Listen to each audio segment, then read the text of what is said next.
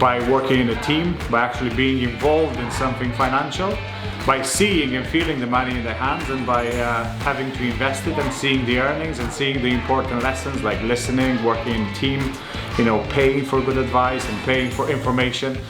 I just brought it so much closer to them. I've learned how to communicate with others and learn new techniques, which is smarter than working just really hard.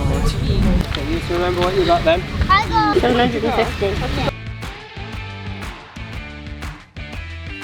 A life lesson in how to spend money and how not to spend money, and how to gain money and how to invest. So it's very interesting watching all the kids sort of grow and just learn from all the different things that Mark's actually putting them through. A lot of fun. We are the winners!